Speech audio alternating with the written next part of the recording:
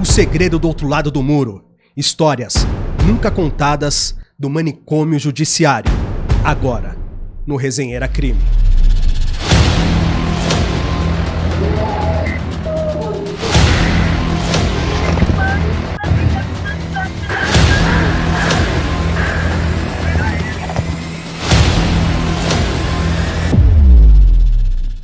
É isso aí, meus amigos, começando o Resenheira Crime aqui pelo nosso canal do YouTube. Vai curtindo, vai se inscrevendo, pode chegar mais, que esse final de ano aqui, como todos sabem, né? A gente nichou o canal, estamos falando somente de crimes e vocês gostam, né? E hoje a gente vai trazer um assunto que é curioso demais.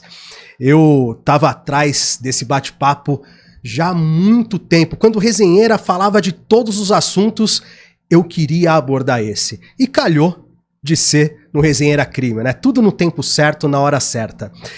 E a gente vai revelar coisas aqui, assim, que vocês do outro lado vão ficar de boca aberta. Então não sai daí, esse é aquele Resenheira que você tem que assistir de ponta a ponta para não perder nada.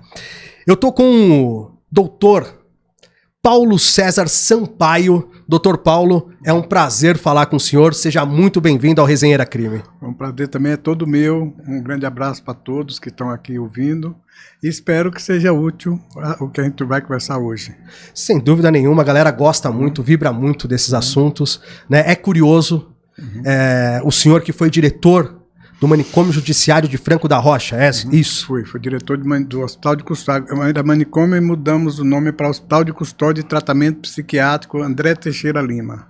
Isso em Franco da Rocha? Em Franco da Rocha. E fizemos depois, quando já como diretor, e depois eu fiquei coordenador de saúde do sistema penitenciário, e criamos o Hospital de Custódia 2, que é a desinternação progressiva.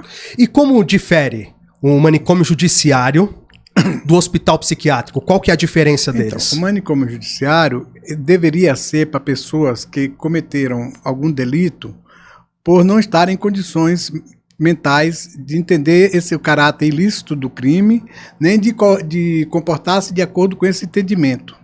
Ou seja, ele não sabe que aquilo é crime e nem entende, nem pode se comportar, aceitar que isso vai prejudicar alguém. Ele acha que é uma doença, é um doente, é uma pessoa com transtorno mental que não está sendo tratada adequadamente e que comete algum delito. Tá, o senhor escreveu um livro, né? Esse daqui que está na minha frente aqui, ó. A Desconstrução de um Sonho. Esse livro aqui, galera, não tem à venda, tá? Esse livro aqui eu tenho, e quem estiver acompanhando até o final esse Resenheira, a gente vai fazer um bem bolado. Não sai daí não. Você vai saber um pouco do que tem aqui dentro, né? É bem interessante. Eu já li uma parte, é um livraço. E assiste até o final que a gente vai fazer um bem bolado. Não tem à venda, hein? Esse daqui vai ser exclusivo do Resenheira. Não encontra em lugar nenhum. Doutor Paulo, por que o senhor resolveu escrever esse livro?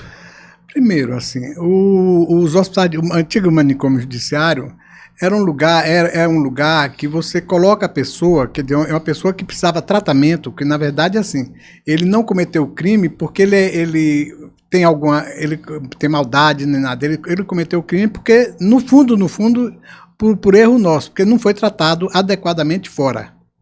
Porque se todas as pessoas que têm um transtorno mental forem bem tratadas, os delitos seriam o mínimo possível. Mas aí só uma correção, erro nosso ou erro do Estado? Erro do Estado. Mas erro não, é falta de... Uma falha.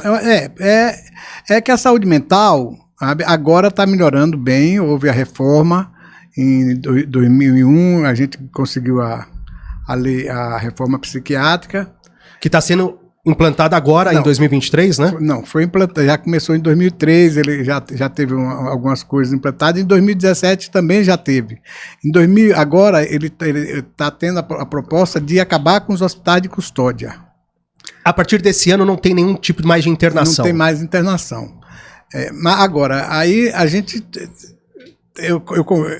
teria que ser criado também os hospitais de retaguarda, ou... Quer dizer, para alguns casos, mas aí a gente discute depois. Não, fica à vontade. A gente aqui é um bate-papo, não é uma entrevista. Sinta-se à vontade.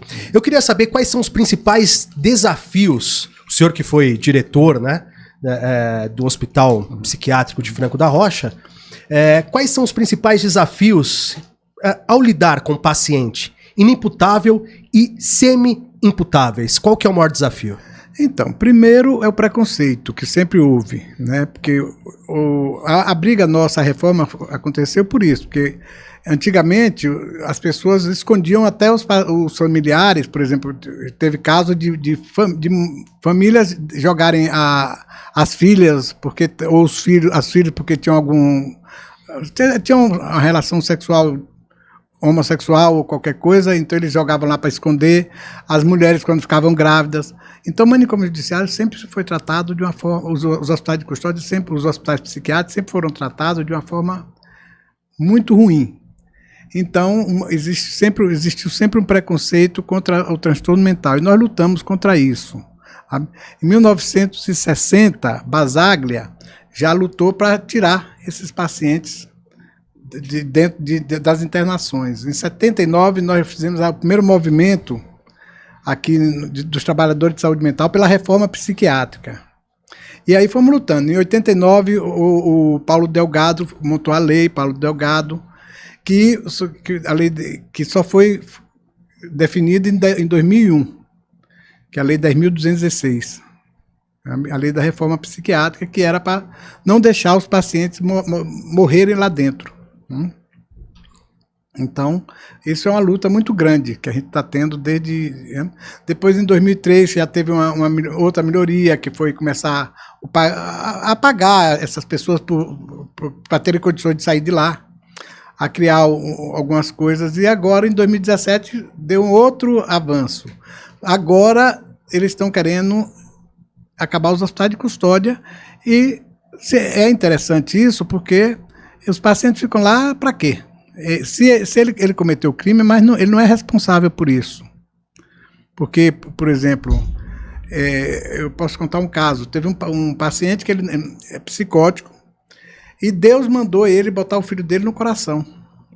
Então, a criança, quer dizer, para salvar a criança, porque os demônios estavam tentando pegar o filho dele. Então, Deus disse a ele que, quer dizer, se Deus manda, sabe? E na consciência dele era uma coisa boa que ele estava fazendo. E o filho, infelizmente, morreu. Mas por quê? Se ele tivesse tomando os remédios, se ele tivesse fazendo o tratamento adequado, isso não teria acontecido. Ele matou o filho? Ele tentou, ele não disse que matou, ele disse que ele foi colocar o filho no coração. Porque Deus, para esconder o filho do Satanás. Então, ele, por amor, ele segurou o filho e fez isso. E aí ele ficou quanto tempo internado? Aí, por exemplo, nós deixamos não tanto tempo, porque aí ele conscientizou-se dele que ele tinha uma doença, porque aí você tem que conscientizar o paciente da doença, fazer o tratamento, conscientizar a família que ele é uma pessoa com transtorno e que precisa ser cuidado, e que não pode ficar sem tomar medicação, não pode ficar sem fazer o tratamento adequado, a medicação, a psicologia, a psicoterapia. Tem que ter uma equipe interdisciplinar para cuidar dessas pessoas. Então ele foi encaminhado para um CAPS e está vivo, e está bem, continuando na família até hoje, sem nunca mais ter cometido nada. Tá, mas aí, neste caso, as pessoas que ficarem em hospital... psiquiátrico judiciário, por terem cometido um crime, né? E aí elas foram soltas e voltam a cometer o crime. O Estado não deveria ter algum tipo de sistema para proteger isso? Porque assim, ele sai me corrija se eu estiver errado, tá?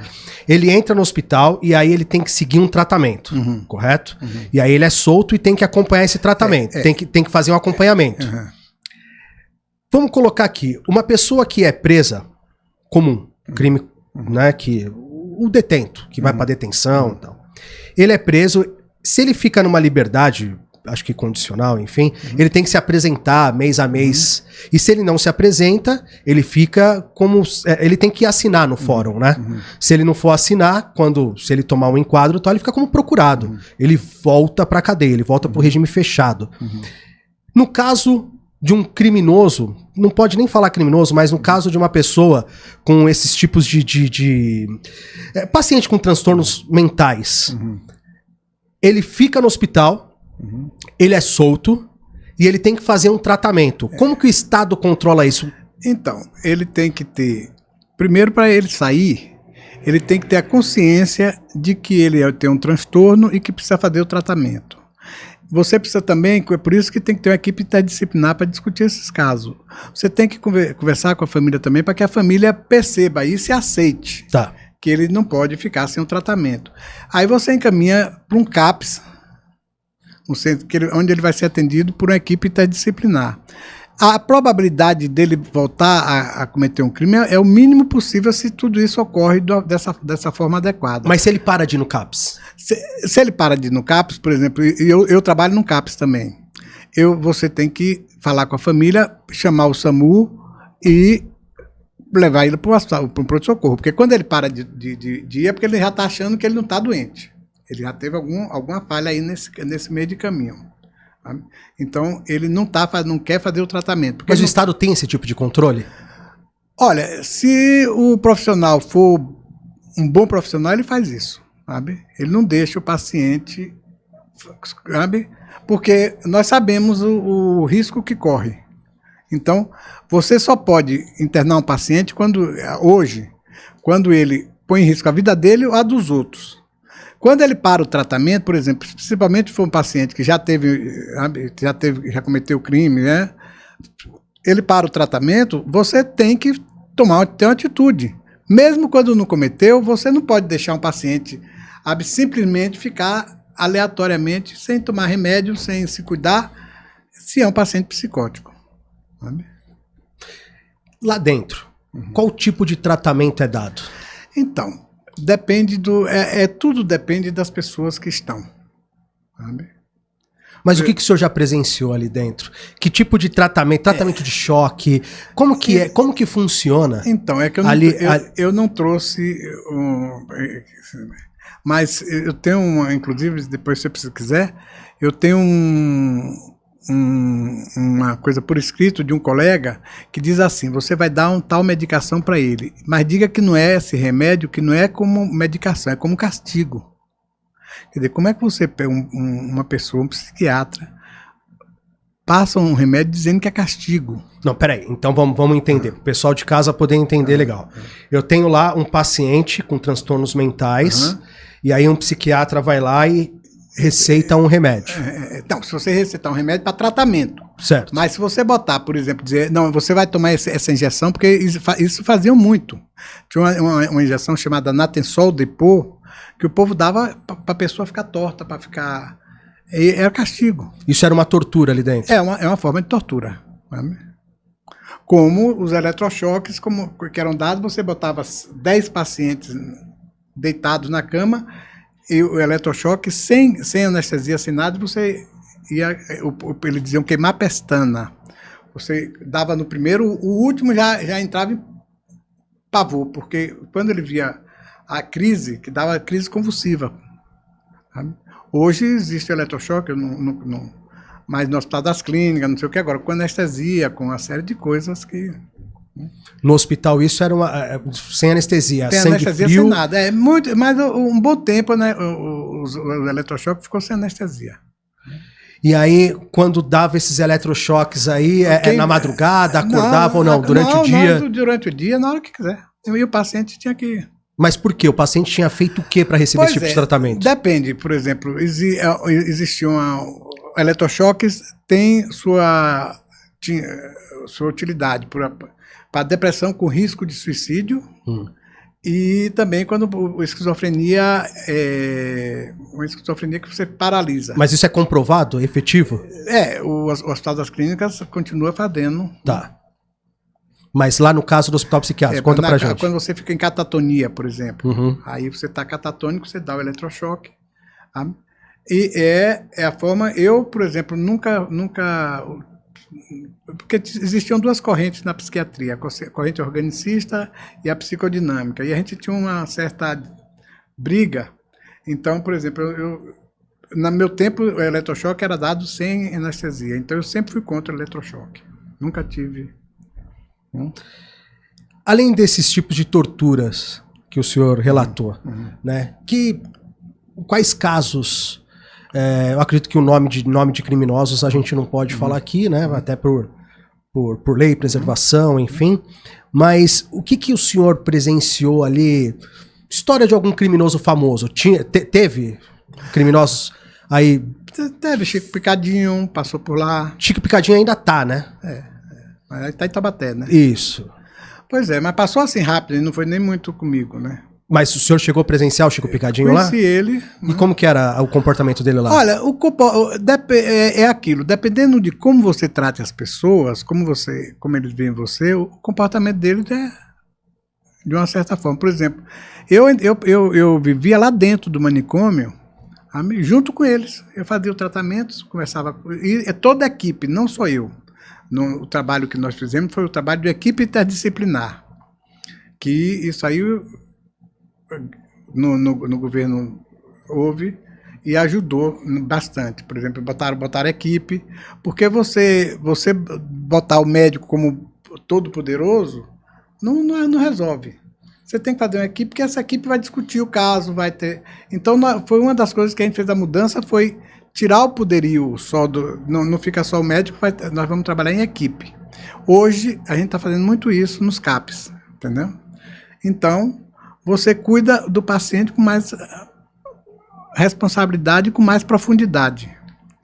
Por exemplo, você tem um assistente social, tem um psicólogo, você vai fazendo contato com a família, para que a família receba, para que a família aceite esse paciente, para que esse paciente saiba que tem uma vida lá fora, que vai voltar para lá para fora, para ter uma esperança de vida. Teve um caso recente, em São Bernardo do Campo, no ABC.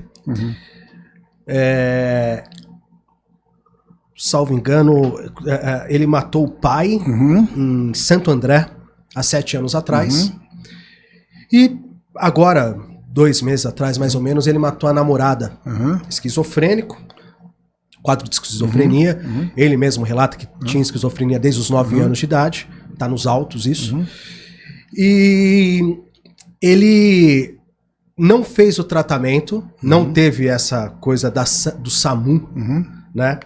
Não, o SAMU, eu tô dizendo que chama o SAMU. Sim, chamar o SAMU, exato, tipo assim, olha, não tá fazendo, vamos lá, vamos recolher e tal. E 7 anos ele comete o mesmo crime, o que ele fez com o pai, ele fez com a namorada 7 anos depois. Uma pessoa dessa, dentro do que o senhor tá falando, que a internação, ela não funciona, não passa a não ser tão efetiva. Não, a internação de anos e anos a fio.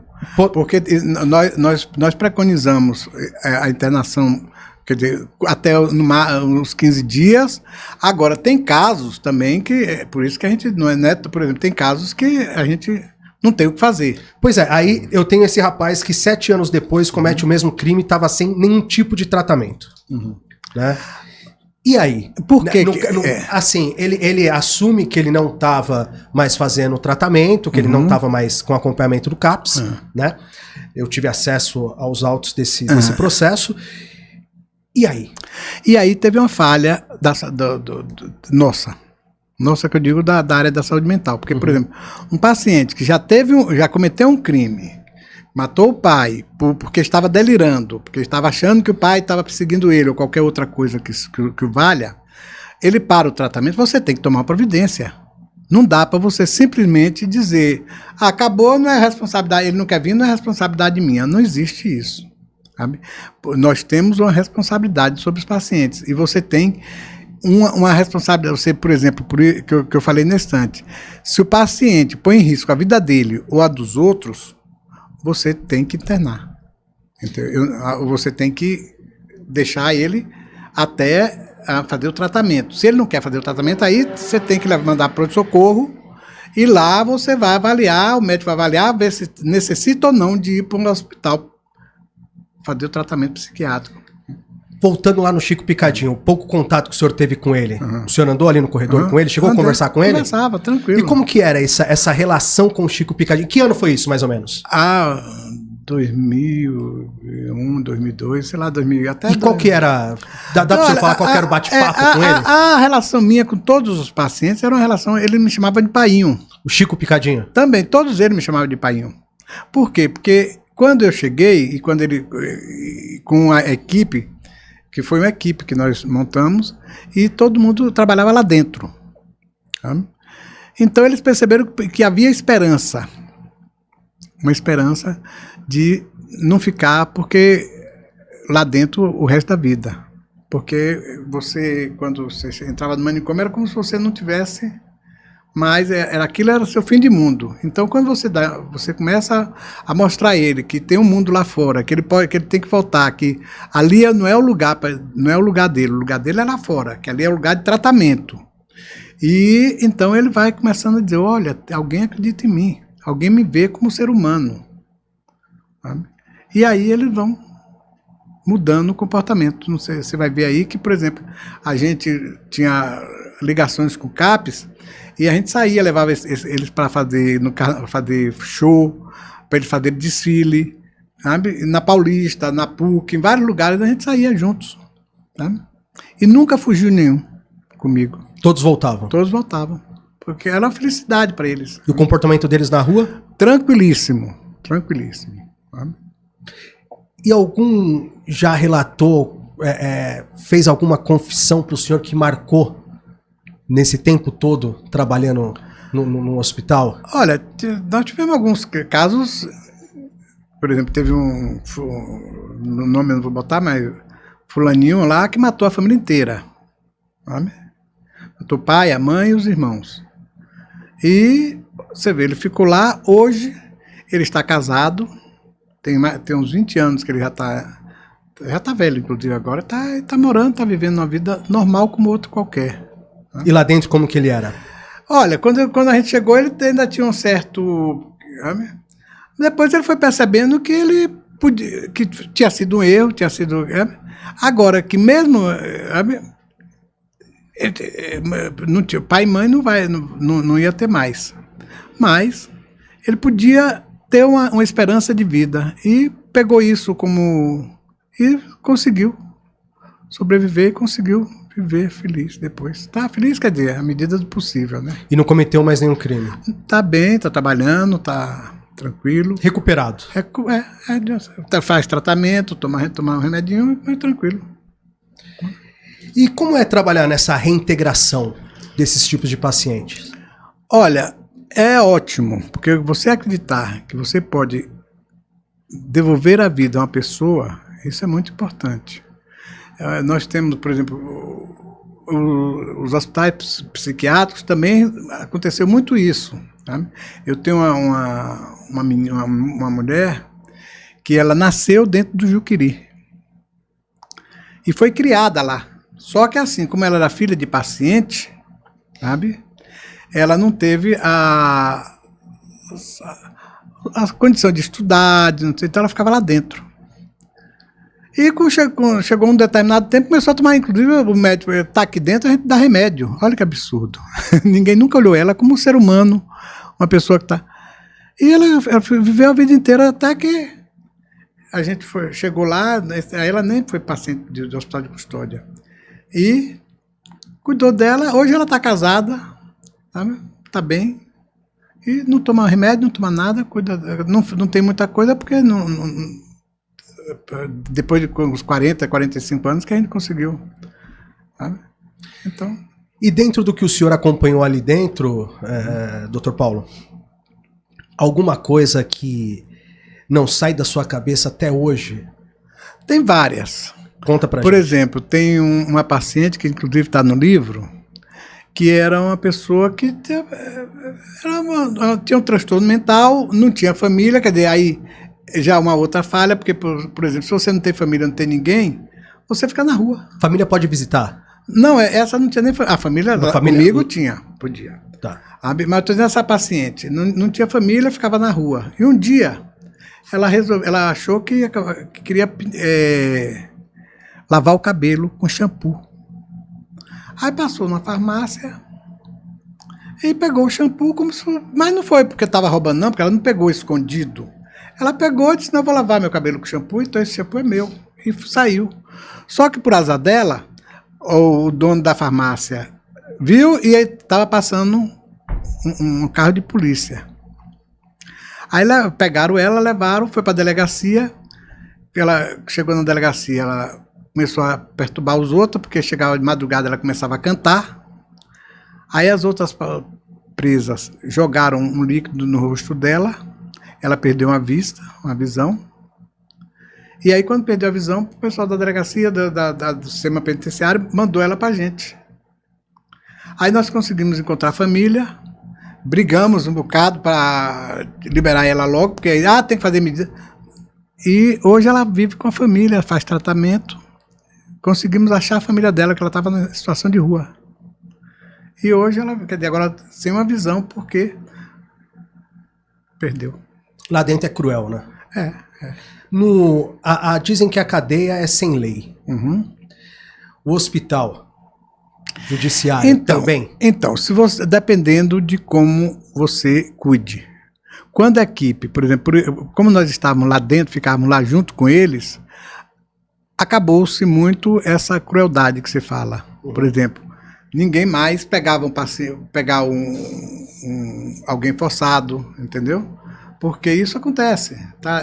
Você bota só 300 homens sozinhos dentro de uma cadeia, dentro do lugar, não pode ter mulher, não pode ter nada. Isso, quem não tem nenhum problema com... Agora, as pessoas têm a sexualidade, vão fazer miséria. Acontecia estupros dentro dos hospitais? Acontecia. Então você tem que começar a ver isso também. Inclusive, você deixa uma pessoa, um moleque de 18 anos, 30 anos na cadeia, sem ver mulher, sem ver homem, só... Você não dá nem a opção dele de não ser homo, entendeu? Então, por exemplo, uma das coisas que a gente fez lá foi os bailes. A gente começou a reunir as mulheres com os homens. A gente começou a reunir as mulheres com os homens. E fazer baile não permitia sexo, porque senão a gente ia para a cadeia também. Claro. Mas começaram a namorar, começaram a ter... E começa a ter uma visão de mundo, porque você não pode deixar uma pessoa num mundo que não existe. Porque a cadeia é um mundo que não existe aqui fora. Então, porque aqui fora você vai na rua, você encontra a mulher, você encontra... Lá você começa a permitir essas coisas, ou então você está acabando com a vida dessas pessoas. O senhor contou esse caso dessa mulher que perdeu a visão, e aí... O que mais que o senhor lembra ali de dentro que te deixou triste? O senhor falou que foram várias coisas, né? Relata pra gente. Tem vários, não sei se eu... Tinha um outro que... Até isso era até um... Olha, ele drogava, mas estava tão desconectado que ele chegava lá na Tantinês e cortava o pescoço dos velhos para pegar dinheiro. Foi para lá ele virou um santo.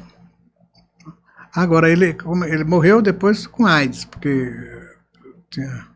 mas nunca mais cometeu nenhuma coisa errada. Mas ele ficou, depois que ele foi pra lá, ele não foi mais solto, ele ficou preso e morreu lá dentro. Esse daí morreu porque ele pegou AIDS. Naquela época foi em 80 e pouco. Então, não tinha tratamento. Mas ele, por exemplo, ele ia comigo no bairro, sabe?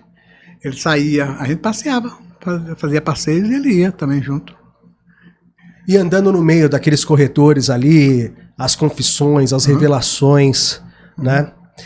Teve algum caso ali de uma recuperação que foi uma vitória para vocês? Olha, tiveram várias, sabe?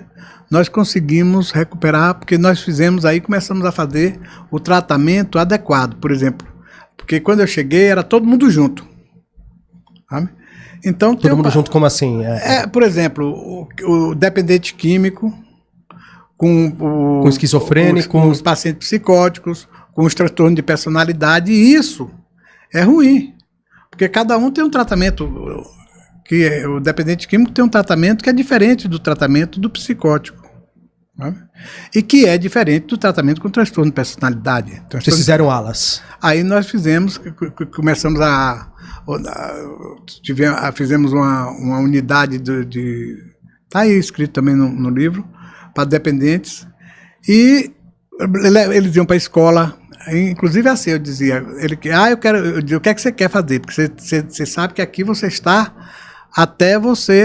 aqui é um espaço que você tem que sair daqui, e sair em condições de viver lá fora de uma forma adequada. Não adianta você sair daqui e voltar lá para fazer as mesmas coisas. Aí perguntava ele, como é que você quer viver lá fora? Ele dizia, eu precisava estudar. E como é que você vai estudar? Sabe? Tem uma escola aqui, perto. Você vai lá, pede ao diretor, tenta... E aí a gente leva, às vezes tem alguém... muitos foram para a escola, arranjaram emprego, sabe? E eu ficava até a gente saber que ele tinha condições de sair e ele também saber, entendeu? Porque teve o primeiro paciente, disse, doutor, mas eu sou o primeiro paciente da desinternação, isso aí foi até... doutor, também como é que o senhor sabe que eu tenho condições? Eu sou o primeiro a ir embora, aqui tá tão bom. Acontecia isso de ter paciente que não queria sair? É porque assim, a família, eles ficavam com medo do desprezo, porque tá muito desses pacientes também tem uma família que não cuida, que não quer, sabe? Principalmente dependente químico. A família enche o saco, porque não... E aquilo, não existe o tratamento adequado aqui fora também. A gente tem alguns CAPs AD, mas muito pouco para a necessidade que a gente tem. Porque existe uma necessidade muito grande de tratamento e de cuidado. Por exemplo, essas pessoas que estão em situação de rua, essas da Cracolândia, por que não pega uma equipe e vai pegando um por um, sabe? E ia fazendo uma avaliação, conversar com eles, até ver qual é o caminho que você pode fazer para cuidar dessas pessoas. Agora, isso você tem que botar equipes interdisciplinares para ver se tem família, porque tem muitos que estão jogados porque a família largou. Mas por que largou? Porque ele não larga a dependência. Agora, você pode pegar, por exemplo, botar 15 dias, se a dependência é tão grande, ficar 15 dias se ele tem risco para ele, ou se precisar mais também. Sabe? Cuidar. E depois você mandar colocar ele num CAPS AD e fazer um cuidado adequado. Agora, o que é difícil? É difícil porque nós não temos o número suficiente de CAPs para cuidar dessas pessoas. Então, não há uma falha aí no caso? Então, se a gente for parar para pensar aqui, se está entrando uma lei que não, agora, né, esse ano não pode internar mais, e nós não temos uma quantidade de CAPs adequado para esse tipo de tratamento, a conta não fecha. Como que vão ficar esses pacientes que cometeram crimes, são inimputáveis ou semi-imputáveis? Como que eles ficam? Porque, assim, provavelmente eles não... Estou indo no que o senhor está falando. Provavelmente eles não terão um tratamento adequado, porque por falta de mão de obra, por falta de CAPs, por falta de unidade. E o senhor me falou que o não tratamento pode sim fazer ele voltar a cometer crimes. Não é arriscado? É por isso que a gente tem que ter as equipes. É arriscado por quê? Porque as equipes também não... Você tem que ter equipe que cuide. Por exemplo, se o paciente sai de lá do manicômio, se a equipe de lá vai indicar, então ele já vai sair de lá, por exemplo, para um CAPS. E esse CAPS vai ter que cuidar dele. Aí é aquilo que eu lhe disse, por exemplo, ele parou o tratamento, a família tem que estar ciente de que ele não pode parar o tratamento. Se ele parar, a gente vai ter que... Mas não está faltando CAPs também para paciente? Está faltando, quer dizer, tem pouco, deveria ter mais. Mas, de qualquer forma, mesmo tendo pouco, dá para fazer um tratamento, dá para, sabe, e começar a cobrar mais. Porque o que é que está acontecendo também? É que a gente tem que sentar mais e discutir. Antigamente a gente tinha isso, discutiu muito antes da reforma, lutamos, inclusive, uma das coisas que a gente fez na época da reforma é o hospital que eu chamo... Pode colocar o papel em cima da mesa aqui, a gente... É o nome. Deixa eu explicar para o senhor, doutor Paulo, aqui a gente não esconde nada. É a unidade de acolhimento, é porque eu chamo hospital de retaguarda. Mas pode colocar em cima da mesa, sua colinha aí, não tem problema colinha, não, é só isso que eu queria... É ótimo. Então, é unidade de acolhimento. Mas é porque eu sempre chamei de hospital, a gente dizia que era hospital de retaguarda, porque, por exemplo, tem casos que você, por exemplo, paciente psicótico, que não tem família, ou que a família não tem jeito sabe? Com dificuldade, já cronificado, ele tem que ter um acolhimento, ou uma residência terapêutica, se puder, ou unidade, é por isso de acolhimento, que eu chamo de hospital de retaguarda. Isso a gente brigou, porque tem que ter também, não é todo mundo, quer dizer, é uma porcentagem muito pequena, é a mínima possível, mas tem essa percentagem, entendeu? De pacientes que você tem que ter. Como tem muitos pacientes que viveram a vida inteira dentro dos manicômios e dos hospitais de custódia, lá também, por exemplo, tem que ser avaliado um por um. Não dá para você fechar sem avaliação de cada um. E aí precisa ver se nessas unidades, por exemplo, o Hospital de Taubaté, se vai ter essa equipe que discuta isso, que faça uma avaliação criteriosa para saber onde é que essa pessoa vai. Que você pode, esses pacientes, eles podem ir ou para o hospital e continuar internado no hospital e fazer um tratamento mais adequado, ou para a unidade de acolhimento, que eu acostumei com o hospital de retaguarda. Fica à vontade. Ou unidade de acolhimento, ou residências terapêuticas, ou CAPS, ou até alguns para UBS. Então, mas a gente corre o risco, assim, me corrija se eu estiver errado, por favor. Doutor, a gente corre o risco de estar com uma lei sendo cumprida. Vou voltar a pergunta que eu fiz anteriormente aqui.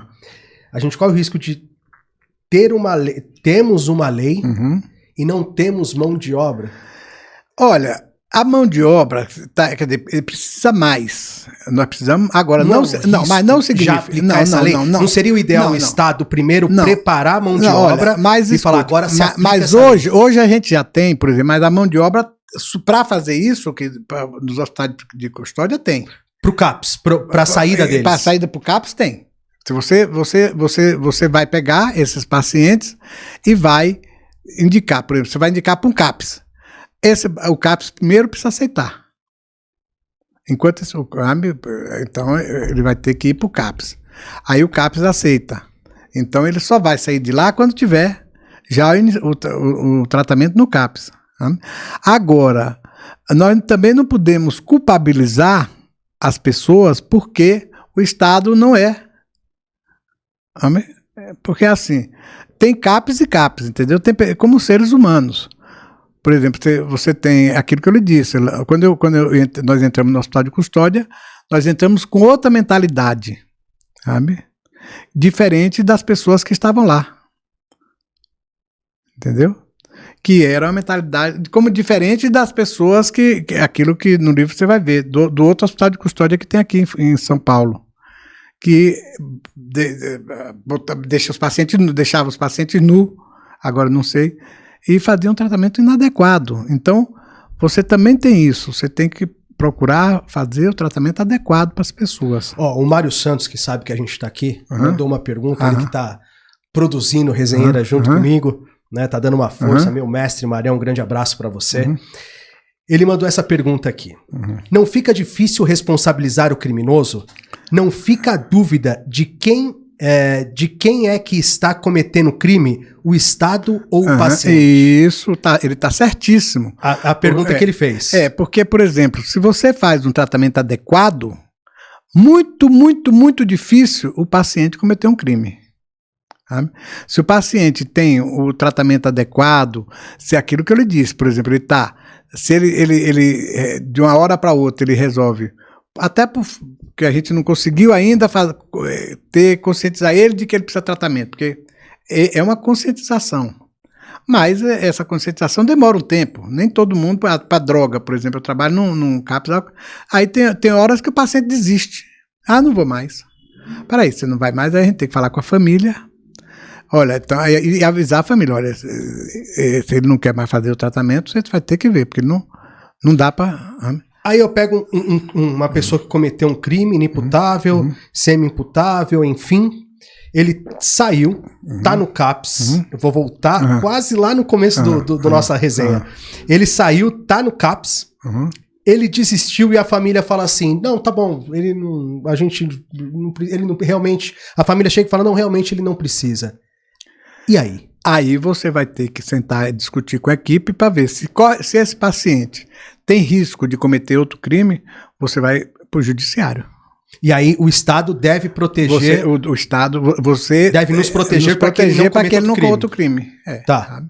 Aí você tem que fazer a denúncia no judiciário. Mas aí o judiciário emite o quê? Um mandado de prisão?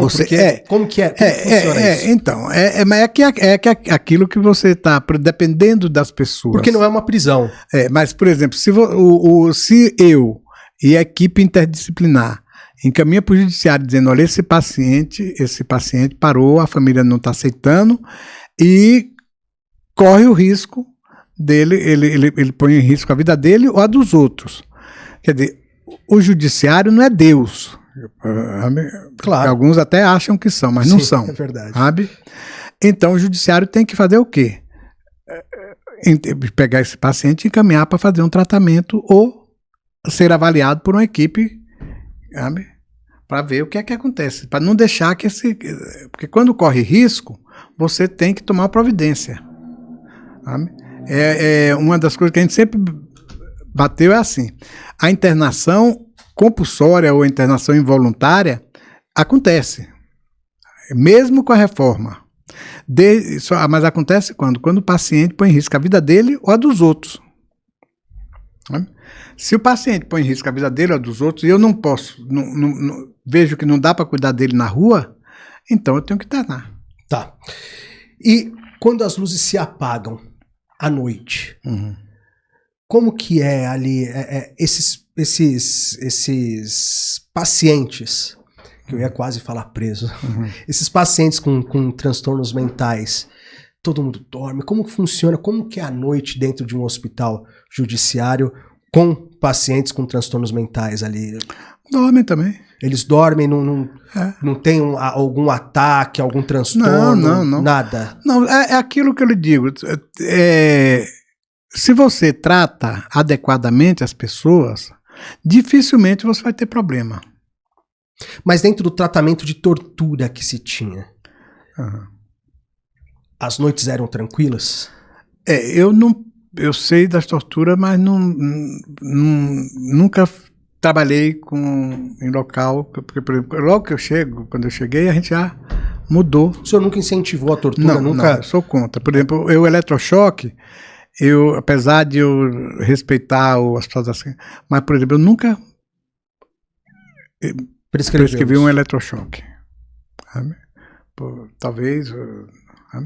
Mas até... E eu sei que existe na literatura que o eletrochoque para esquizofrenia catatônica, quando a pessoa está...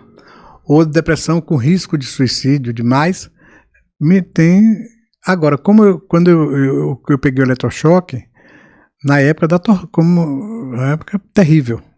Então, O senhor falou que tinha o eletrochoque, que usava como tortura, a injeção. Quais outros tipos de tortura tinha dentro do hospital? Então, amarrar, conter. Isso existe, inclusive eu já fechei uma clínica de dependente químico que amarra as pessoas nuas, sabe? E deixam. E o que eles acreditam na efetividade disso? É só por tortura mesmo? Porque é óbvio que não tem efetividade. É por tortura, é pelo prazer de torturar? Olha, ou por ignorância. Por exemplo, tem clínica de evangélica e evangélicos, né, que acha que, olha, só rezar, e aí quando não melhora com a reza, eles deixam trancado. Então... Tem muita gente lucrando com esse tipo de clínica, com esse tipo de clínica, com pacientes com transtornos mentais? Com certeza. Existe um mercado... Com certeza. E agora está aumentando cada vez mais, sabe? Porque nós lutamos pela diminuição, pela quase extinção dos hospitais psiquiátricos. Por quê? Porque era uma forma de tortura também, de você deixar as pessoas anos e anos a fio dentro de um local desse, sabe? E aí, o que é que acontece? Ainda existe um preconceito contra a doença mental, contra os transtornos mentais. Claro. Aí a família, por exemplo, não consegue, ele é resistente ao tratamento, não sei o quê, joga numa clínica dessa. Aí passa 6 meses. E é um tempo que a família respira aliviada, porque agora só que ele sai sem tratamento. Há muita clandestinidade? Tem. Tem. Tem clínicas que não... E tem muitas que não tem nem profissionais de saúde mental. São... Pai, é pastor, cuidador de idoso. Com todo respeito, a gente não está criticando, mas não são pessoas capacitadas para lidar com isso. Agora, a gente tem que ver, porque assim, o importante é a gente começar a perceber que essas pessoas são seres humanos iguais a gente. Eu sempre digo, por falar de cristão, Cristo dizia que todos somos irmãos, filhos do mesmo Pai. Então, por que o tratamento diferenciado de um para o outro? Se o paciente está com transtorno, o transtorno mental é uma doença, não é porque ele quer. Uhum. Até a dependência química é uma doença. Sabe? Por exemplo, você pode fumar maconha, fumar e não ficar dependente. Por que outros ficam? Sabe? É a mesma dependência do jogo, do sexo. Tem pessoas dependentes de sexo. É engraçado, isso que o senhor falou, acho que não tem problema, não vão tirar meu canal do ar, né? Uhum. Eu fui usuário de maconha, não parti para cocaína, até porque eu já sou acelerado. Se eu usar cocaína, eu infarto. Eu usei maconha, só que na hora que eu falei assim... Acabou. Parou. Do mesmo jeito, gente, que eu fumei cigarro também, e quando eu falei, hoje eu não fumo mais, E a maconha, hoje, por exemplo, uma das lutas que a gente tem é para a liberação da maconha também, quer dizer, não condenar a pessoa a ser presa por causa de maconha, porque hoje a gente está usando maconha, inclusive, para tratamento. Sim. Sabe? Muito. O senhor é a favor da liberação da maconha? Eu sou. Tanto para uso quanto medicinal? Olha, eu acho que assim, existe o tratamento, aquilo que eu lhe disse, não dá para, eu sou contra, por exemplo, cigarro, sabe? Mas a bebida também é mais prejudicial, inclusive, do que a maconha, porque a dependência de bebida é terrível, sabe? E quantos tem? E por que a bebida é liberada? Não deixa de ser uma droga alucinógena, né? Que ela também causa... Então é uma droga lícita. É uma droga lícita, porém se atropela, se mata por causa do álcool, né? Então. Você causa atropelamento, então, bate mulher aí, porque... né? Então, assim... Agora, você pode prender as pessoas que usam bebida? Não. Então, por que você vai prender as pessoas que usam maconha? Tem que explicar.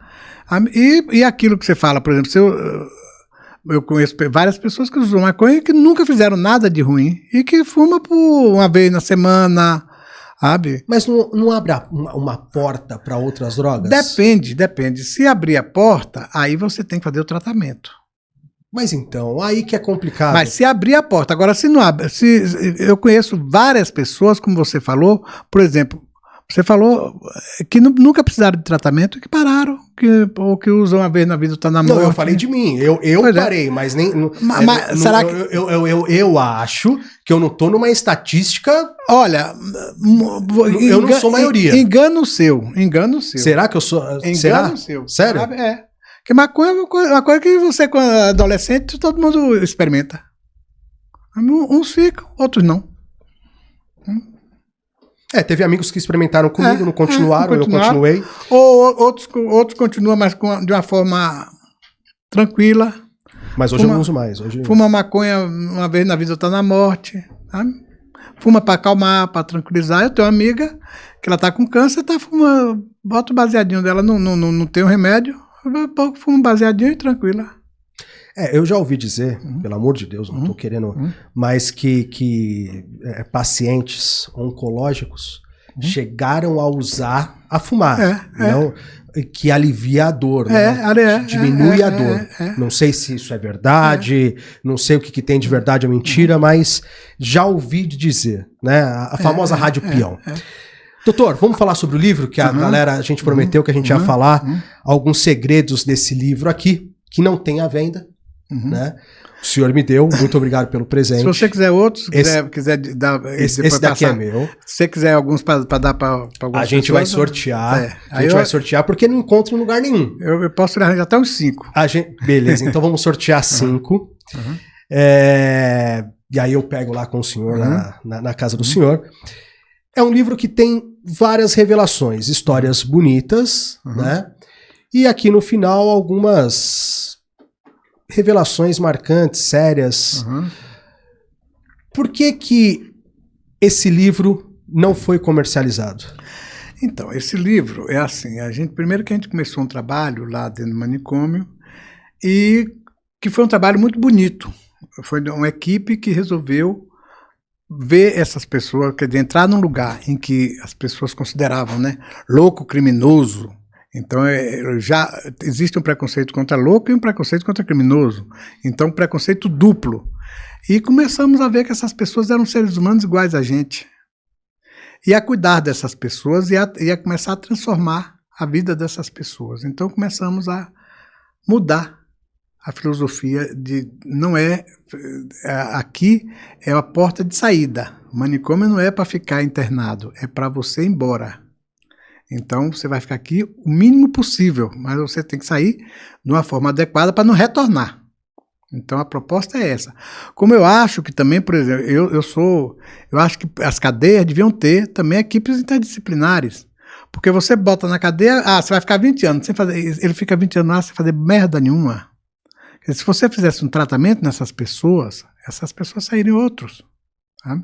E tem pessoas que, por exemplo, se não conseguir, também é aquilo que eu digo, tem casos e casos. E um ou outro pode ser o mínimo, mas tem pessoas que não dá para sair. Então... Como é o caso do Champinha. Pois é, aí você faz uma internação.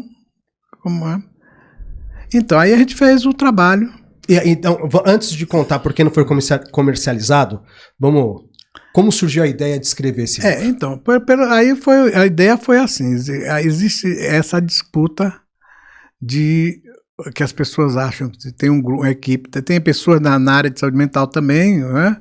Principalmente mais médicos, que são minha profissão, mas que acham que tem que ficar e nós temos temos até uma experiência que tanto aqui como em Goiás com o Dr. Haroldo, que é um promotor que fez está fazendo um trabalho muito bom lá em Goiás, nós percebemos que você tratar essas pessoas era muito mais eficiente e menos pesado para o Estado.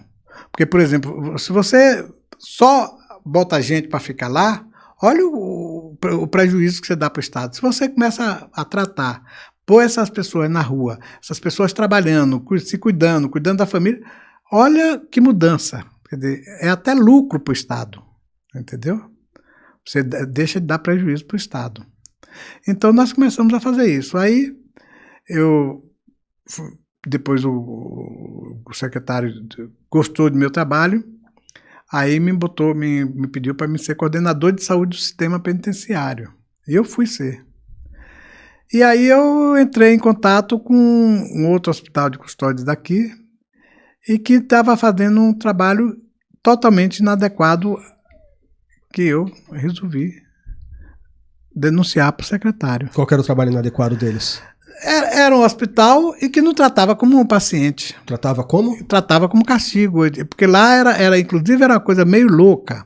Tinha os hospitais, os pacientes e tinha o RDD, Regime Disciplinar Diferenciado, que é uma coisa castigo mesmo. Então, eles tinham essa filosofia. E aí eu fui tentar escrever para o secretário e houve um rebote, depois apareceu uma carta anônima dizendo que tudo aquilo que eu denunciei era eu que fazia. Caraca. Deixar pessoas nuas. Aí eu botei no livro e teve um probleminha aí que eu tive, olha, a gente achou melhor não publicizar, até para evitar problemas com o judiciário, problemas com... Então o senhor não publicou... Não publiquei, mas não publicizei. Não deixou comercialmente disponível, né? Devido a algumas revelações que tem que eu aqui faço dentro do livro. Dentro do livro, né? Que somente vai ter a galera que assistir o Resenheira completo. E seguir, não pode deixar de seguir a página. E aí tem que seguir, ó, se liga só. A gente vai colocar a capa, vai ter que seguir o Resenheira. A gente vai colocar essa foto da capa. Você vai marcar para conseguir esse livro aqui na foto. Quando acabar o Resenheira, a gente vai publicar essa foto, tá? Vai ser a capa. Você vai, se não segue ainda o Resenheira, você vai lá no Instagram, Resenheira Cast, vai estar seguindo e vai marcar 2 amigos no comentário, tá bom? E assim a gente vai sortear 5 livros desses daqui para nossos seguidores, tá? Da nossa página. A gente vai continuar com o bate-papo, que eu quero que pelo menos uma coisa desse livro aqui o senhor conte pra gente, tá? Pra a galera ter noção do que espera por eles aqui. O que eles podem esperar deste livro. Rapaziada, tá curtindo a qualidade de som e imagem deste podcast? O bom filho a casa torna, né? Quando tem qualidade, a gente volta para aquele estúdio que nos acolhe bem, que tem qualidade, que tem equipes profissionais. A gente voltou e tá com o maior prazer na Inove. O endereço deles está aqui embaixo, a mágica da televisão faz aparecer. Então vai lá, segue eles. Você que tem vontade de ter um podcast, tem que vir aqui. O estúdio tá melhor do que quando eu saí. Tá muito top, tá muito legal. A ambientação aqui é muito legal. Vai lá, chama o El, fala assim, ô El, na página deles no Instagram, tá aqui embaixo, ó. Eu vi lá o Thiago do Resenheira falar que se eu falar que vi lá, você vai me dar um desconto. Ele vai te dar um descontaço para você vir gravar aqui no Estúdio Inove, tá? O estúdio fica na Zona Leste de São Paulo, muito bem localizado. O estúdio é gigante e vale muito a pena, tá bom? Temos também a nossa Unipro, proteção veicular. Não importa se você tem carro, moto, o ano, não tem análise de perfil. Eu troquei de carro, eu precisei de... vou te falar, me deu uma dor de cabeça. E a Unipro me atendeu em todos os momentos com guincho. Teve um guincho que eu tava longe, mas muito longe. Tava em torno aí de uns 250 quilômetros. Liguei para a Unipro, em 1 hora o guincho, meu carro tava em cima do guincho, vindo para São Paulo, e as minhas filhas e a minha esposa vindo de Uber. Tudo isso por um preço, ó, que cabe no seu bolso. Então, vai lá. Segue aí, ó. O Instagram dele está aqui embaixo. A Unipro, e faça a sua cotação da proteção veicular, não importa o ano, sem análise de perfil. Fala, Léo, vi no Resenheira, vai lá que tem descontaço. Tem a nossa hamburgueria de rua, né? Um hambúrguer maravilhoso, eles ficam na Zona Leste de São Paulo, hamburgão gostoso. Quando a gente vem pra cá, os nossos convidados comem hambúrguer, eu saio da minha dieta, o Elzinho ganha um hambúrguer dele, hamburgueria de rua dá hambúrguer pra galera, e a galera é muito fã. Então, segue eles na rede social, eles têm um Black Trailer, que sempre estão aí em eventos de carro, então segue eles no Instagram. Não dá pra ir na Zona Leste? Eles estão por São Paulo inteiro, até no interior, às vezes com o Black Trailer deles. Vai no trailer que é o mesmo lanche. E também a LF Running, a empresa de confecção própria. Especialidade, camisetas esportivas de poliamida, pura poliamida. Eles estão fazendo só corridas tops no Brasil inteiro. Então vai lá. Você está precisando também de uniforme para sua empresa, precisando de estamparia, corte, costura, eles têm tudo. LF Running é a empresa de confecção própria, também localizada, tudo que é bom ficar na Zona Leste, né? Também localizado na Zona Leste, vai lá, segue eles, está precisando de uniforme de futebol, tá precisando de corte, tá precisando de costura, modelagem, eles fazem tudo. Vai lá, fala com o Lucas, chama Lucas, viu, Thiago do Resenheira, quero fazer umas confecções, quero fazer umas camisetas, marca própria, enfim, chama eles aí que vale a pena, a qualidade é de primeira. Vamos voltar para o bate-papo aqui do Resenheira, que tá muito gostosinho hoje, é um assunto bem interessante. A gente tá na parte do livro do Dr. Paulo, né, doutor? Mais uma vez, muito obrigado. Ele tá ali, ó, escolhendo, ele tá escolhendo o que ele vai contar para vocês, o que ele pode revelar que tem ali. É um livraço, galera. Eu já tô lendo ele dentro do meu tempo. É um livro que vale muito a pena. E, ó, vou voltar aqui, ó.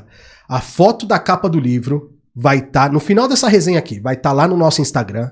Vai lá, marca 2 amigos, segue a nossa página no Instagram, ResenheiraCast, e na publicação lá no Rios, né?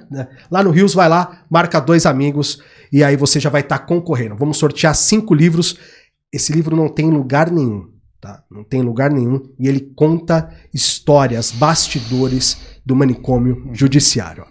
Dr. Paulo tá lá tentando escolher uma história para contar para vocês. Tá difícil aí, doutor? Não, conta aquela assim, ó. Aquela que não. Que é. Todas são ótimas, mas aquela assim, ó. Você fala assim, ó. Só pra eu aguçar a galera, pra galera saber o que tem aí dentro, assim, ó. Só pra. O que o senhor pode contar aí? Aqui, como é que ficavam as pacientes quando eu cheguei. Ah, são fotos reais? É. Isso daqui é uma foto real. É. Eu não vou mostrar. Vocês vão ter que participar da promoção, eu não vou mostrar. Parece desenho, cara. Isso daqui é como eles ficavam. Que quando eu deixava lá e ficava assim. Nossa, que crueldade. Inclusive o nosso trabalho saiu no Fantástico, saiu no... Isso daqui é uma colônia feminina, né? Pelo que eu tô vendo aqui. Saiu no Fantástico esse trabalho de vocês? Saiu. E com também um outro, eu tava querendo olhar o nome dele aí. Fica à vontade aqui, vamos ver se o senhor acha.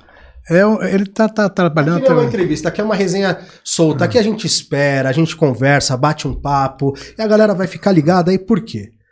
Porque só no final a gente vai soltar essa promoção. Doutor, dentro disso, existem alguns crimes que se discute.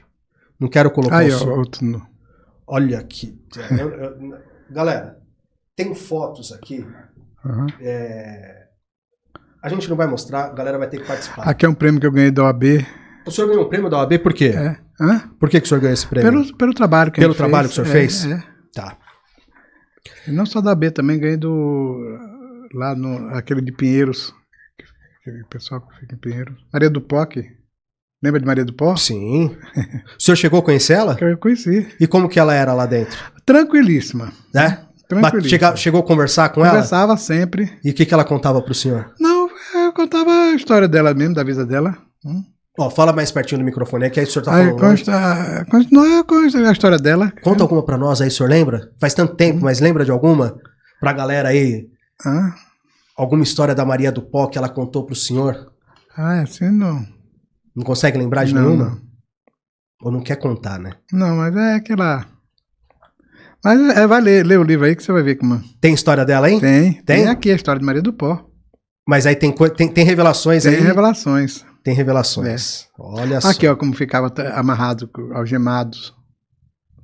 Então... E essa galera, quando eram amarradas, algemadas, elas ficavam quanto tempo? Era dias, era por horas? Como que funcionava esse tipo de tortura? Depende do castigo. Do castigo que você... Aí você pode deixar ele alguns dias, pode deixar também a vida inteira, um tempão todo. Depende. Mas aí, quando essa pessoa estava amarrada, a tortura chegava também... privar ela de alimentos? Essas pessoas passavam fome dentro do hospital? Dependendo. Aí Eu não tenho muito contato, não posso falar disso não, que eu não sei direito. Mas provavelmente, né? A pessoa tá amarrada. Dias. É tortura, certamente. Deixa eu fazer uma pergunta pro senhor. Dentro de alguns crimes, se discute muito. Foi em Jô Soares também. Foi no Jô Soares? Foi. Legal. Jô, só vai, pra ir no Jô.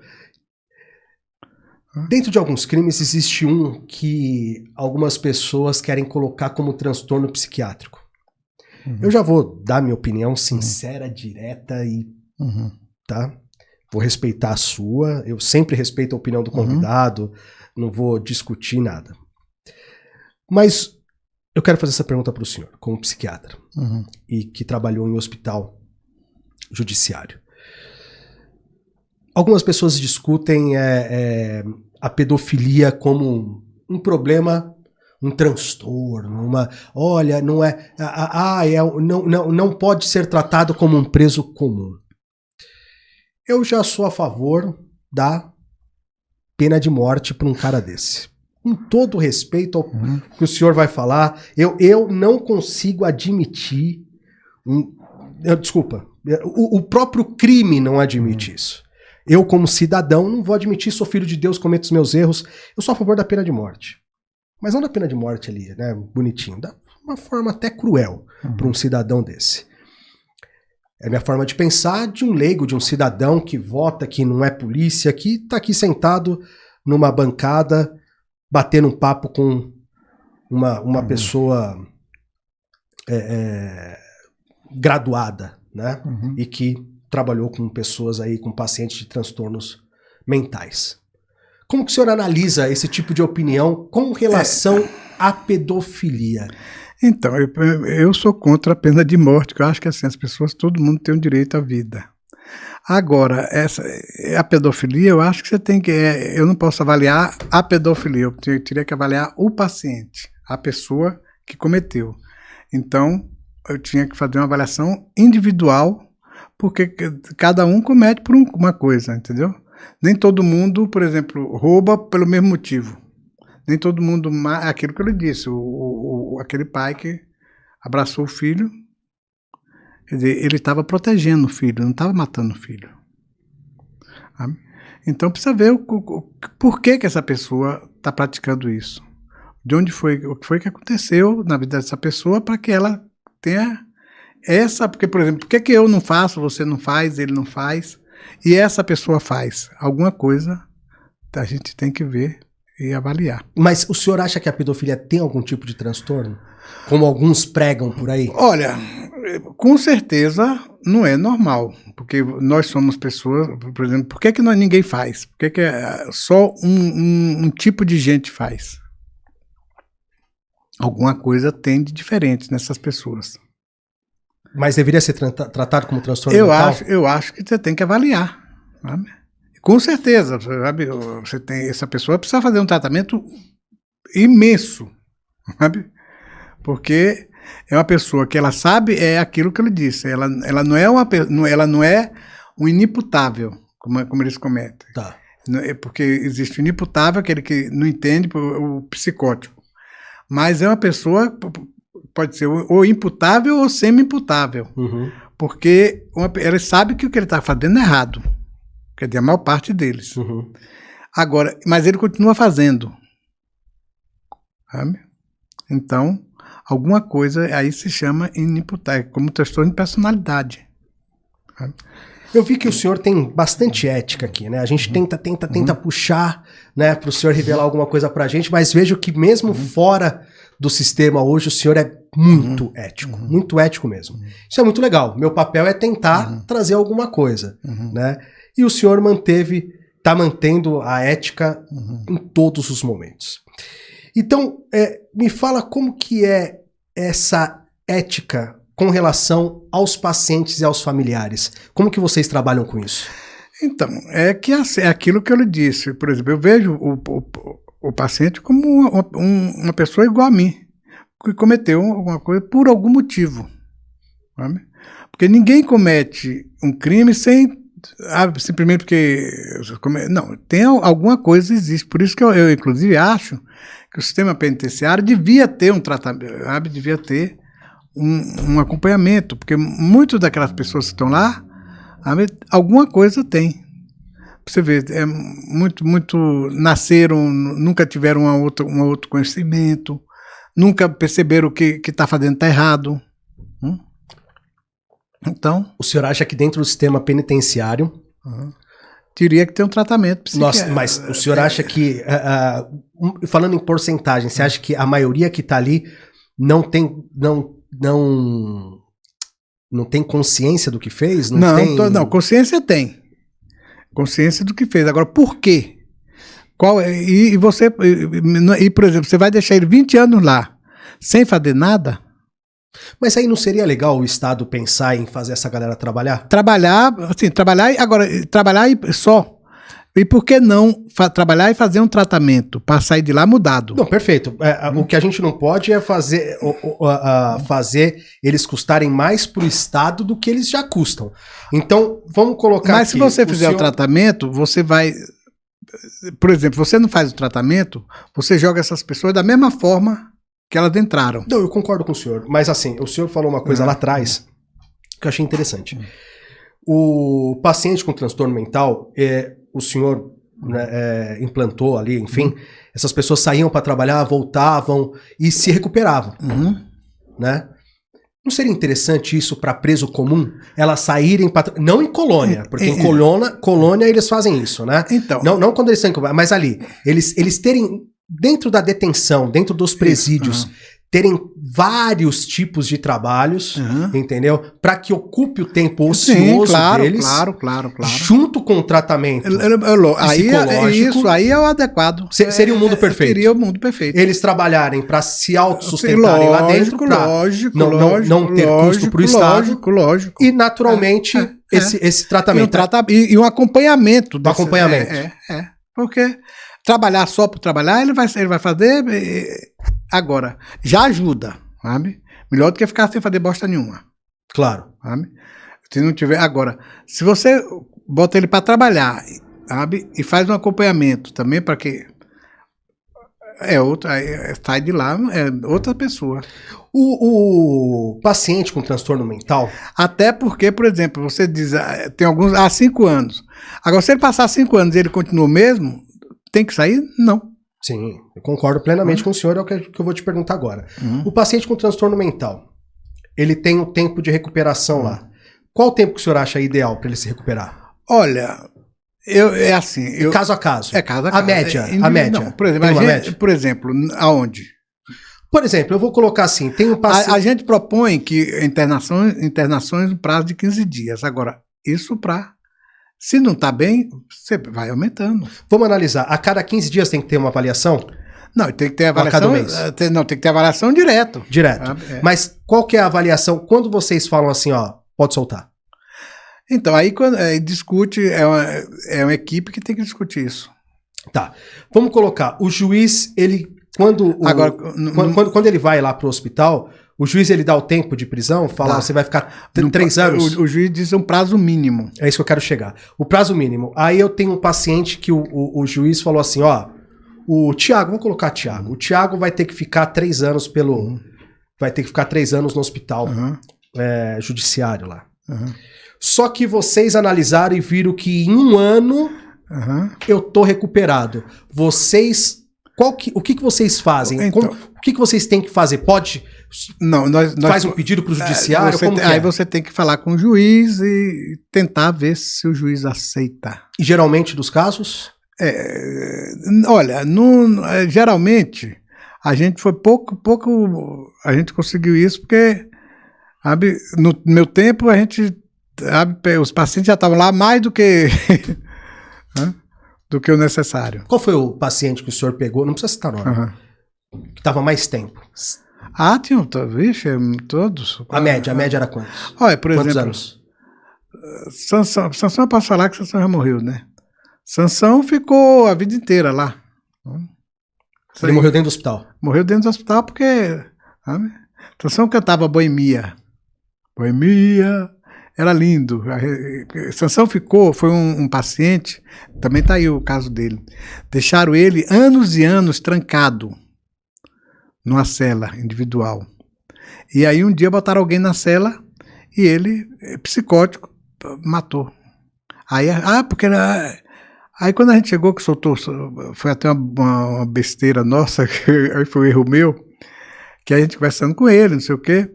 Aí eu digo, não, Sansão, vamos começar a deixar ficar na cela. Aí eu deixei ele, fui levar ele pro pátio, só que levei de dia, né? Eu digo, meu Deus do céu.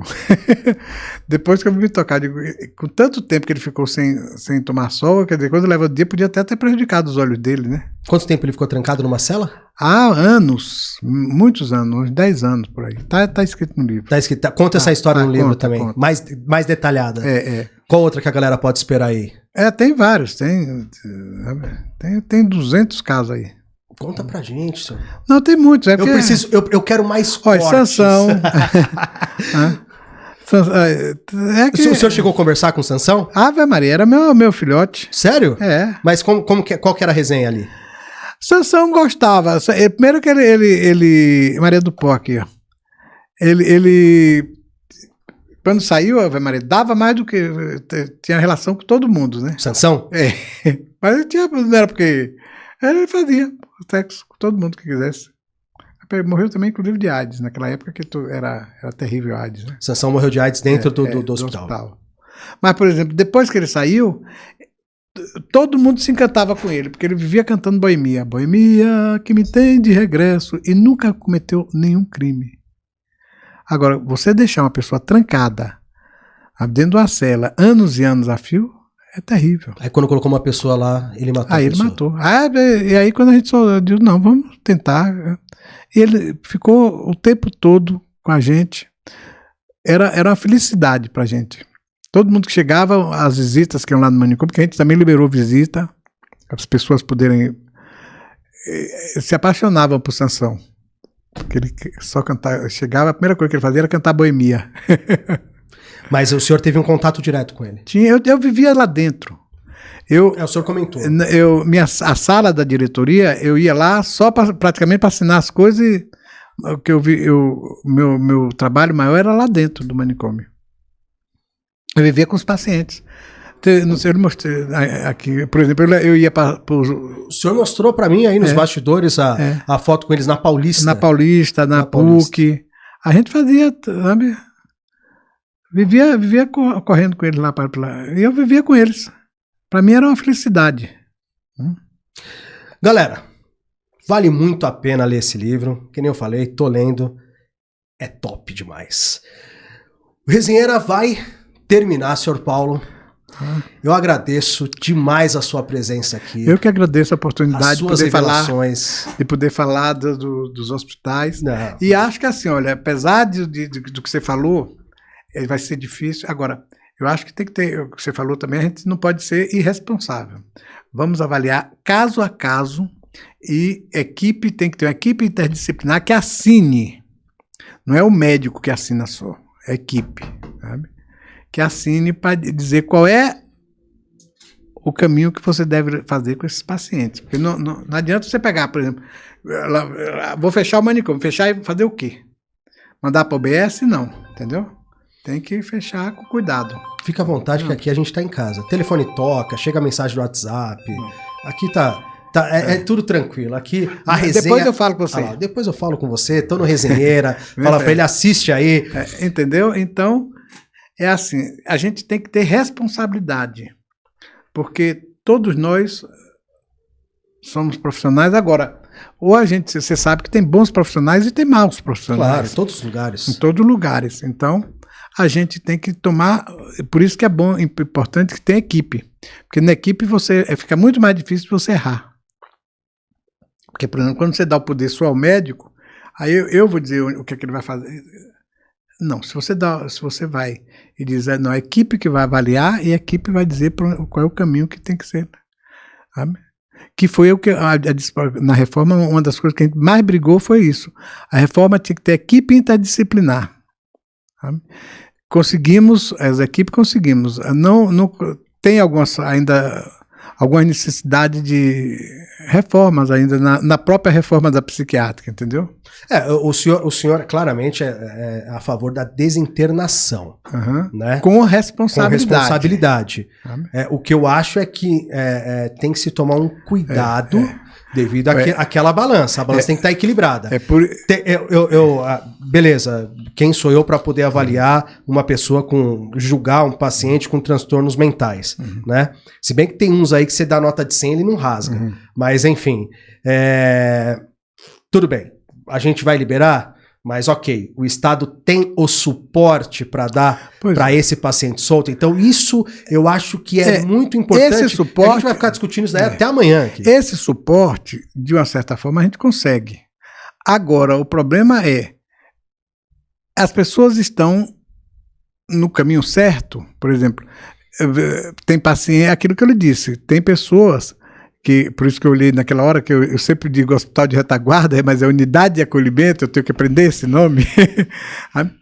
Tem casos, e tem casos que você tem que ter um certo cuidado, mesmo como que não dá para você dizer, não, se você não tem família que lhe dê respaldo, você não tem, como é que você tem que, onde que você vai jogar ele aonde? No CAPS? Como? Ele tem que ter uma família. Um cara desse consegue enganar vocês? Ele consegue pagar de louco e se tornar inimputável? Olha, ou semi-imputável? Ele consegue? Não, se você tem uma equipe, vai ser muito difícil. Por exemplo, aí o que você está falando é pessoas com transtorno de personalidade. Que quem quer me enganar, sabe, provavelmente ele tem um transtorno de personalidade. Por que ele... Um criminoso ligeiro. A maior parte deles é transtorno de personalidade. Dos criminosos que tem. Todos os criminosos o senhor acha que tem algum tipo de transtorno mental? Tem uma boa parte que tem. Tem outros que falta de conhecimento, falta de família. É por isso que você teria que avaliar um por um. É difícil, porque não tem equipe para isso. Sim. Agora, se você fosse dentro do presídio, você avaliaria um por um e você teria uma surpresa. Sabe? Como, por exemplo, lá nos hospitais de custódia, quando a gente fez as avaliações, sabe, separamos os grupos tranquilo. Inclusive, os transtornos de personalidade que tinha lá, também a gente teve que fazer um tratamento separado. Muito legal. Doutor Paulo, a gente vai ter que marcar uma outra resenha. A gente está com um timaço aqui. Aí você lê o livro. Lógico, já comecei a ler, vou dar continuidade aí por esses dias. Por esses dias eu termino ele. Galera, a gente vai subir no finalzinho aqui do Resenheira esta capa, tá? Ó, se liga só. Vê se dá para pegar aí, ó. A gente vai... Tá bom assim? Deixa eu colocar assim, ó, então. Tá bom assim? O El falou, tá falado. Nós vamos colocar a foto dessa capa. Então, qual que é a resenha? Você vai marcar 2 amigos aí e vai seguir o Resenheira Cast, se ainda não segue. Tá bom? E a gente vai sortear 5 livros desse. Eu nem vou buscar na casa do Dr. Paulo, porque eu vou pedir para ele, do mesmo jeito que ele vai colocar aqui que eu trouxe esse livro para ele colocar a dedicatória, a gente vai colocar também uma dedicatória do Dr. Paulo para cada ganhador do livro. Fechado, doutor? Fechado. Pode ser? Pode. Doutor, como que a galera te encontra nas redes sociais? Não lembra? O senhor tem Instagram? Não, tenho, mas não sei nem mexer com isso. Não mexe? Então a galera não consegue te encontrar nas redes? Não tem rede social? Eu tenho o WhatsApp, mesmo assim mesmo. Ah, mas aí é complicado. Passa o WhatsApp, daqui a pouco vem com mais trote, essas coisas. Não. Eu achei que eu tava seguindo o senhor nas redes sociais. A gente acaba entrando em contato com alguém eu acho que eu tenho Instagram, mas também não sei mexer com isso. Não sabe mexer. Teria que mexer mais, colocar, fazer umas lives. Eu já tô velhinho, viu? Mas fala bem, se posiciona bem. Uma pessoa graduada deveria fazer uns videozinhos aí. Da próxima, quando eu for o livro, aí eu te... E a gente tá com um time legal, e eu quero fazer um debate aqui. qualquer hora, trazer o senhor e outras pessoas. Debate, quando eu falo aqui, debate saudável. Claro. Sem ninguém desrespeitar ninguém, porque é uma coisa que eu não vou admitir nunca, em lugar nenhum. Então, assim... E cada um tem a sua opinião e tem que ser respeitada, claro, ponto. Claro. Quero fazer um debate aqui, não vou revelar agora o tema, mas a gente tá com um time de psicólogos, psiquiatras, que a gente tá trazendo pro Resenheira Crime, porque, galera, quem tá acompanhando o nosso canal sabe, a gente não vai ficar especulando crime, a gente não vai ficar contando historinhas aí pra vocês em cima de autos, né? A gente não vai vir aqui ficar deduzindo como que é, ou como alguém disse em algum processo, como é o manicômio judiciário, não. A gente trouxe hoje o Dr. Paulo César Sampaio, que contou pra gente como funciona, dentro de uma ética, claro, gente, né? Que nem tudo dá pra se contar, nem tudo dá pra se revelar. Ele certamente trouxe bastante curiosidade do que acontece lá dentro, do lado de lá do muro, como eu comecei hoje falando aqui aquela cabeça do resenheiro agora, né? Então, assim, nós vamos sempre estar trazendo especialistas, como o Dr. Paulo César Sampaio, né? Que trabalhou... Quantos anos, doutor? O senhor trabalhou em manicômio judiciário? Uns 30. 30 anos. Entre manicômio e sistema penitenciário. Dá uma olhada, 30 anos. Então, vocês perceberam que a gente não vai ficar com história da galochinha aqui. A gente vai trazer sempre especialistas, pessoas envolvidas. Quando a gente contar um crime, a gente vai trazer pessoas envolvidas naquele crime ou especialistas que possam falar sobre aquele crime. Então, fica no Resenheira Crime, curta, se inscreva. Nós temos 2 canais agora, me rendi, Well, a 2 canais. Nós temos o Resenheira Cast, né, aonde está este programa que você está assistindo agora, e vai lá, curte o Resenheira Cortes, né, que é aquele resenheira que tem bastante gente lá, a gente já tá crescendo a todo tempo, tá voltando com uma qualidade de som e imagem maravilhosa, né, meu irmão, microfone Shure, então, né, câmeras Canon, não vai ser qualquer coisa, né, e o El operando é sempre fino o trampo. Então, galera, voltando pro I9, voltando com casos maravilhosos, vocês não podem perder. Alguns serão aqui, outros serão gravados por vídeo, mas sempre trazendo uma história, sempre com pessoas especializadas, envolvidas diretamente ou indiretamente no caso. Tá certo?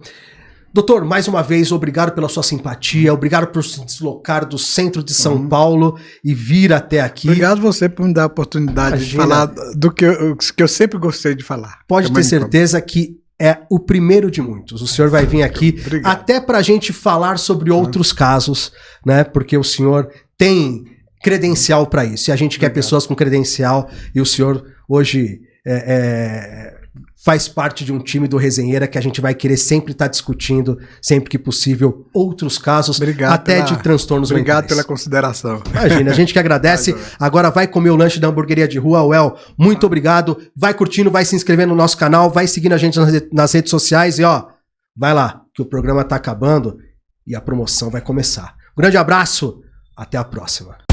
Vem pra Resenheira, não fica de bobeira. É aqui que rola o bate-papo, é conteúdo de primeira. Vem pra Resenheira, que a rua é a fronteira. É tipo os jogos do campinho, sem camisa e os com chuteira.